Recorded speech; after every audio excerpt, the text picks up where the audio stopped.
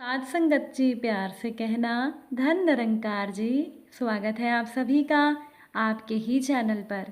साध संगत जी, आज के दिन हम सभी ने रक्षाबंधन का त्यौहार मनाया है।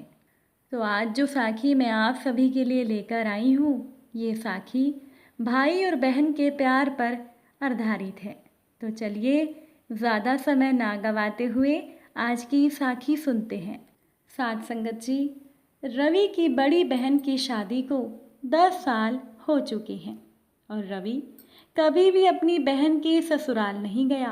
होली, दिवाली और भैया दूज जैसे त्योहारों पर रवि की माँ ही अपनी बेटी के घर चली जाया करती है।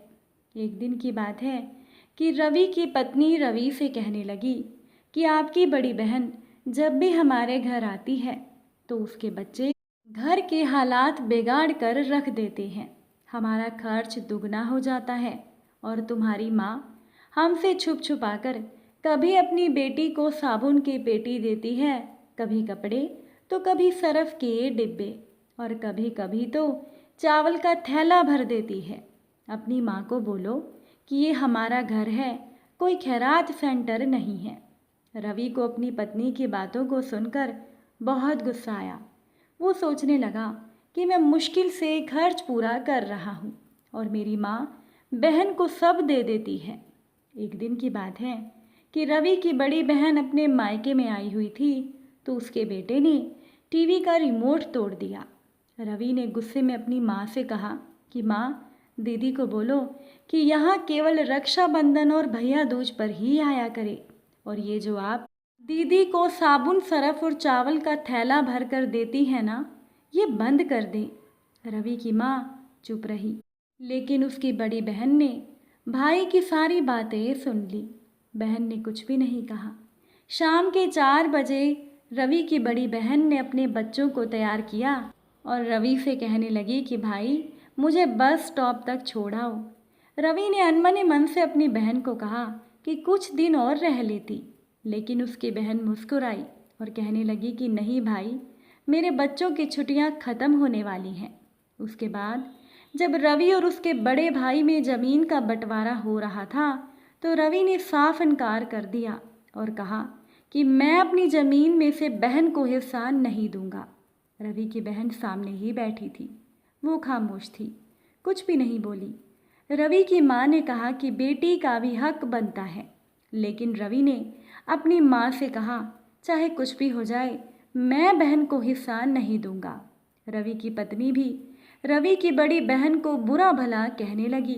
रवि की बहन वो बेचारी खामोश रही। कुछ ही समय के बाद रवि का बड़ा भाई भी अलग हो गया और रवि के बड़े बेटे को टीबी की बीमारी हो गई और रवि के पास अपने बेटे के इलाज के लिए पैसे नहीं थे। रवि बहुत परेशान था। उसने 1 लाख रुपया कर्ज भी ले लिया था। इस बात से परेशान रवि अकेला अपने कमरे में बैठा अपने हालात पर रो रहा था। उसी समय रवि की बड़ी बहन घर में आ गई और रवि ने अपनी बहन को देखते ही गुस्से में अपने आप से कहा कि अब ये मनहूस भी आ गई। रवि ने बड़े ही बुरे मन से अपनी पत्नी को कहा कि बहन आई है, कुछ खाने के लिए बना लो। तो रवि की पत्नी रवि के पास आई और कहने लगी कि इसके लिए कुछ भी बनाने की ज़रूरत मुझे नहीं है। फिर लगभग 1 घंटे के बाद रवि की बड़ी बहन रवि के पास आई और कहने लगी कि भाई, परेशान हो। बहन ने बड़े ही प्यार से रवि के सर पर हाथ फेरा और कहा कि मैं तुम्हारी बड़ी बहन हूँ, पर अब तुम्हें देखो तुम मुझसे भी बड़े लगते हो। फिर रवि की बहन धीरे से रवि के करीब आई, अपने पर्स में से सोने के कंगन निकाल कर रवि के हाथ में रखे और आहिस्ता से बोली कि पागल, तू ऐसे ही परेशान होता है, ये कंगन बेचकर अपना खर्चा निकाल और बेटे का इलाज करवा। शक्ल तो देख, क्या हालत तूने अपनी बना ली है। रवि खामोश था, बहन की तरफ देखे जा रहा था। वो बेचारी आहिस्ता से बोली, किसी को ना बताना इन कंगनों के बारे में, तुम्हें मेरी कसम है। रवि की बहन ने इसके साथ ही 1,000 रुपये अपने भाई को दिए, जो 100 और 50 के नोट थे। शायद ये रवि की बहन की जमा पूंजी थी।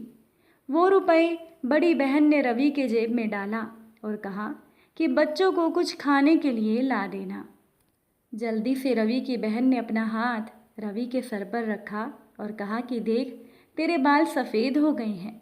वो जल्दी से जाने लगी कि रवि की नज़र अपनी बहन के पैरों की तरफ चली गई। उसकी बहन ने एक टूटी हुई पुरानी चप्पल पहनी थी, एक पुराना सा दुपट्टा ओढ़ रखा था और जब भी वो मायके में आती थी वही दुपट्टा ओढ़ कर आती थी। रवि सोचने लगा कि हम भाई भी कितने मतलब परस्त होते हैं। हम लोग बहनों को पल भर में बेगाना कर देते हैं और बहनें अपने भाइयों का थोड़ा सा भी दुख बर्दाश्त नहीं कर सकती। रवि हाथ में कंगन पकड़े जोर जोर से रो रहा था और साथ ही साथ रवि की पत्नी की आंखें भी नम थी। रवि ने सोचा कि ना जाने मेरी बहन बेचारी अपने घर में कितने दुख सह रही होगी, लेकिन अपने कंगन मुझे दे गई ताकि मैं परेशान ना हूँ। साथ संगत जी, भाइयों को चाहिए कि कुछ लम्हा बहनों के पास बैठकर उनका हाल चाल पूछ लिया करें। शायद बहनों के चेहरों पर कुछ लम्हों के लिए एक सुकून और मुस्कान ही आ जाए, क्योंकि बहनें तो माँ का रूप होती हैं। आशा है आज की ये साखी आपको ज़रूर पसंद आई होगी। अगर साखी अच्छी लगी हो तो वीडियो को लाइक कीजिएगा। चैनल पर पहली बार आए हैं तो सब्सक्राइब भी ज़रूर कीजिएगा। साथ संगत जी प्यार से कहना, धन निरंकार जी।